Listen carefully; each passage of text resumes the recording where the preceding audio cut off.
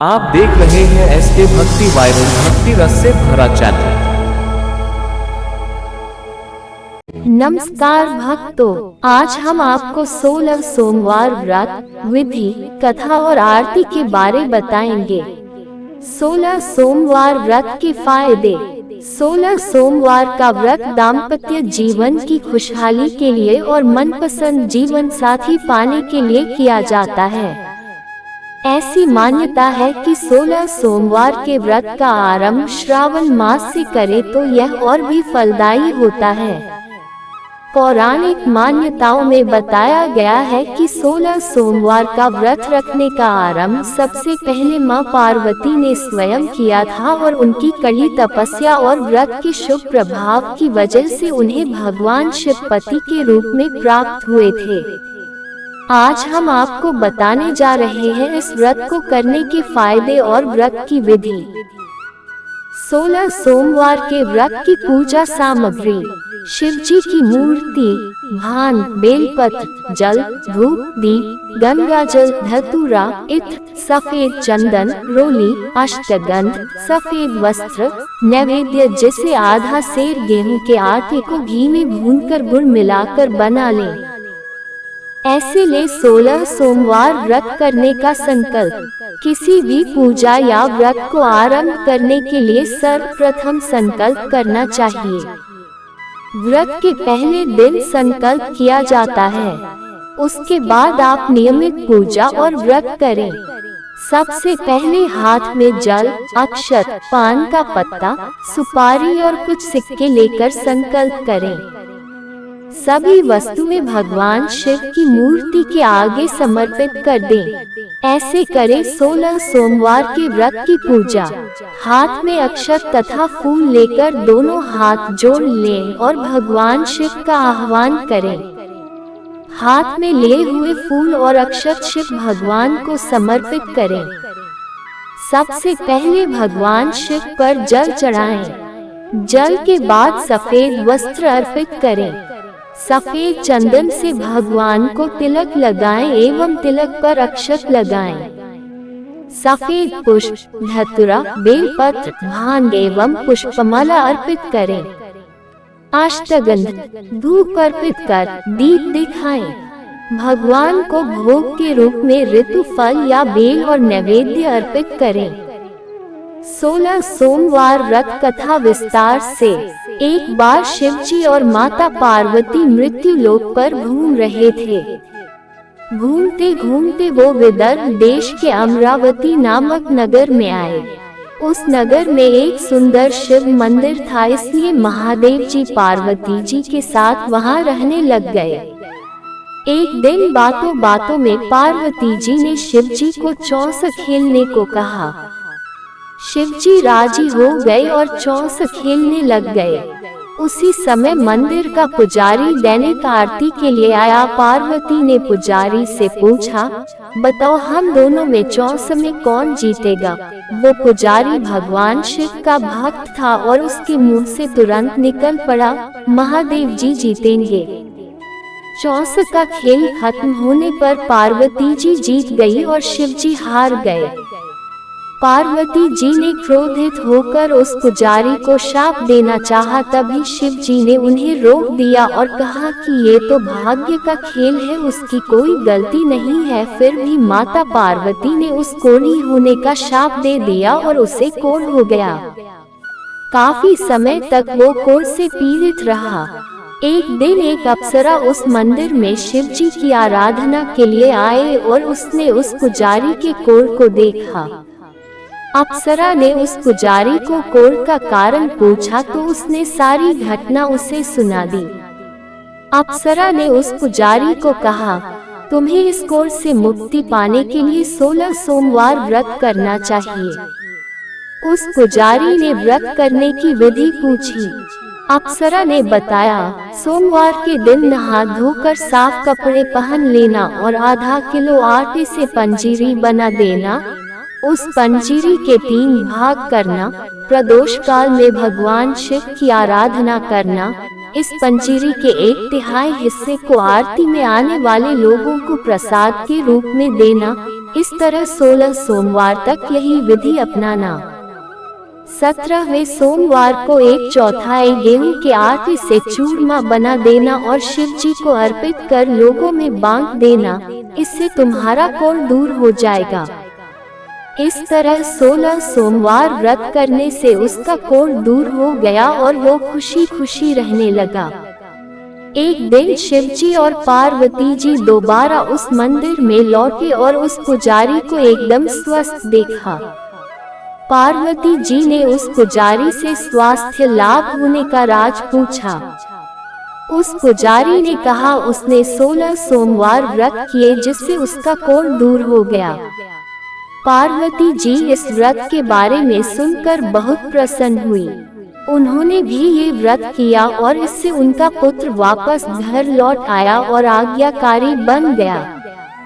कार्तिकेय ने अपनी माता से उनके मानसिक परिवर्तन का कारण पूछा जिससे वो वापस घर लौट आए। पार्वती ने उन्हें इन सब के पीछे 16 सोमवार व्रत के बारे में बताया। कार्तिकेय ये सुनकर बहुत खुश हुए। कार्तिकेय ने अपने दूर गए ब्राह्मण मित्र से मिलने के लिए उस व्रत को किया और 16 सोमवार होने पर उनका मित्र उनसे मिलने विदेश से वापस लौट आया। उनके मित्र ने इस राज का कारण पूछा तो कार्तिकेय ने 16 सोमवार व्रत की महिमा बताई। ये सुनकर उस ब्राह्मण मित्र ने भी विवाह के लिए 16 सोमवार व्रत रखने के लिए विचार किया। एक दिन राजा अपनी पुत्री के विवाह की तैयारियां कर रहा था। कई राजकुमार राजा की पुत्री से विवाह करने के लिए आए। राजा ने एक शर्त रखी कि जिस भी व्यक्ति के गले में हथिनी वरमाला डालेगी उसके साथ ही उसकी पुत्री का विवाह होगा। वो ब्राह्मण भी वही था और भाग्य से उस हथिनी ने उस ब्राह्मण के गले में वरमाला डाल दी और शर्त के अनुसार राजा ने उस ब्राह्मण से अपनी पुत्री का विवाह करा दिया। एक दिन राजकुमारी ने ब्राह्मण से पूछा, आपने ऐसा क्या पुण्य किया जो हथिनी ने दूसरे सभी राजकुमारों को छोड़कर आपके गले में वरमाला डाली? उसने कहा, प्रिय, मैंने अपने मित्र कार्तिकेय के कहने पर 16 सोमवार व्रत किए थे। उसी के परिणाम स्वरूप तुम लक्ष्मी जैसी दुल्हन मुझे मिली। राजकुमारी यह सुनकर बहुत प्रभावित हुई और उसने भी पुत्र प्राप्ति के लिए 16 सोमवार व्रत रखा। फलस्वरूप उसके एक सुंदर पुत्र का जन्म हुआ और जब पुत्र बड़ा हुआ तो पुत्र ने पूछा, माँ, आपने ऐसा क्या किया जो आपको मेरे जैसा पुत्र मिला? उसने भी पुत्र को 16 सोमवार व्रत की महिमा बताई। ये सुनकर उसने भी राजपाट की इच्छा के लिए ये व्रत रखा। उसी समय एक राजा अपनी पुत्री के विवाह के लिए वर तलाश कर रहा था तो लोगों ने उस बालक को विवाह के लिए उचित बताया। राजा को इसकी सूचना मिलते ही उसने अपनी पुत्री का विवाह उस बालक के साथ कर दिया। कुछ सालों बाद जब राजा की मृत्यु हुई तो वो राजा बन गया क्योंकि उस राजा के कोई पुत्र नहीं था। राजपाट मिलने के बाद भी वो सोमवार व्रत करता रहा। एक दिन 17वें सोमवार व्रत पर उसकी पत्नी को भी पूजा के लिए शिव मंदिर आने को कहा, लेकिन उसने खुद आने के बजाय दासी को भेज दिया। ब्राह्मण पुत्र के पूजा खत्म होने के बाद आकाशवाणी हुई, तुम अपनी पत्नी को अपने महल से दूर रखो वरना तुम्हारा विनाश हो जाएगा। ब्राह्मण पुत्र ये सुनकर बहुत आश्चर्यचकित हुआ। महल वापस लौटने पर उसने अपने दरबारियों को भी ये बात बताई तो दरबारियों ने कहा कि जिसकी वजह से ही उसे राजपाट मिला है वो उसी को महल से बाहर निकालेगा। लेकिन उस ब्राह्मण पुत्र ने उसे महल से बाहर निकल दिया। वो राजकुमारी भूखी प्यासी एक अनजान नगर में आई। वहाँ पर एक बुढ़ी औरत धागा बेचने बाजार जा रही थी। जैसे ही उसने राजकुमारी को देखा तो उसने उसकी मदद करते हुए उसके साथ व्यापार में मदद करने को कहा। राजकुमारी ने भी एक टोकरी अपने सर पर रख ली। कुछ दूरी पर चलने के बाद एक तूफान आया और वो टोकरी उड़कर चली गई। अब वो बूढ़ी औरत रोने लग गई और उसने राजकुमारी को मनहूस मानते हुए चले जाने को कहा। उसके बाद वो एक तेली के घर पहुंची। उसके वहां पहुंचते ही सारे तेल के घड़े फूट गए और तेल बहने लग गया। उस तेली ने भी उसे मनहूस मानकर उसको वहां से भगा दिया। उसके बाद वो एक सुंदर तालाब के पास पहुंची और जैसे ही पानी पीने लगी उस पानी में कीड़े चलने लगे और सारा पानी धुंधला हो गया। अपने दुर्भाग्य को कोसते हुए उसने गंदा पानी पी लिया और पेड़ के नीचे सो गई। जैसे ही वो पेड़ के नीचे सोई उस पेड़ की सारी पत्तियां झड़ गईं। अब वो जिस पेड़ के पास जाती उसकी पत्तियां गिर जाती थीं। ऐसा देखकर वहां के लोग मंदिर के पुजारी के पास गए। उस पुजारी ने उस राजकुमारी का दर्द समझते हुए उससे कहा, बेटी तुम मेरे परिवार के साथ रहो, मैं तुम्हें अपनी बेटी की तरह रखूंगा, तुम्हें मेरे आश्रम में कोई तकलीफ नहीं होगी। इस तरह वह आश्रम में रहने लग गई। अब वो जो भी खाना बनाती या पानी लाती उसमें कीड़े पड़ जाते।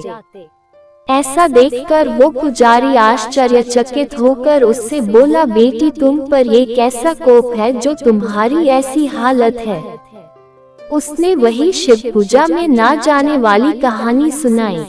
उस पुजारी ने शिव जी की आराधना की और उसको 16 सोमवार व्रत करने को कहा जिससे उसे जरूर राहत मिलेगी।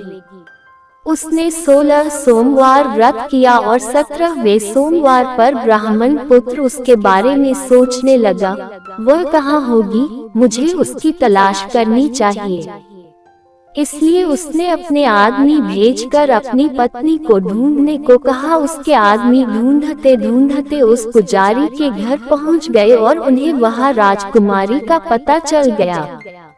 उन्होंने पुजारी से राजकुमारी को घर ले जाने को कहा, लेकिन पुजारी ने मना करते हुए कहा, अपने राजा को कहो कि खुद आकर इसे ले जाएं। राजा खुद वहां पर आया और राजकुमारी को वापस अपने महल लेकर आया।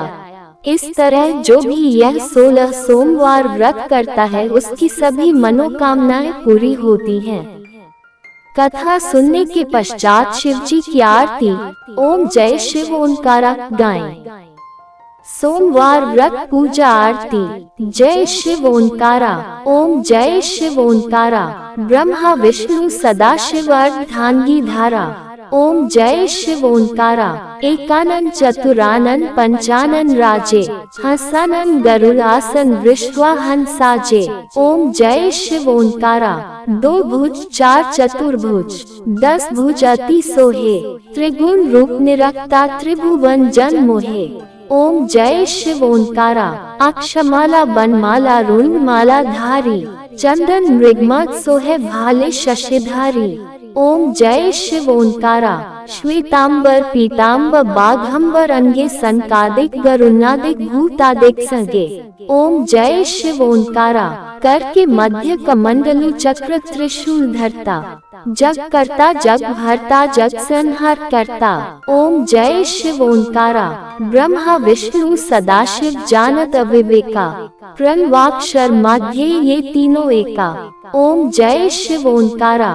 काशी में विश्वनाथ विराजत नंदी ब्रह्मचारी, नित उठी भोग लगावत महिमा अति भारी, ओम जय शिव ओंकारा। त्रिगुण शिव जी की आरती जो कोई नर गावे, कहत शिवानंद स्वामी मनवांछित फल पावे, ओम जय शिव ओंकारा। ये कथा आपको कैसा लगा हमें जरूर बताएं। कथा पसंद आया हो तो हमारे चैनल को लाइक सब्सक्राइब एंड शेयर जरूर करें। धन्यवाद। आपका अपना चैनल SK भक्ति वायरल।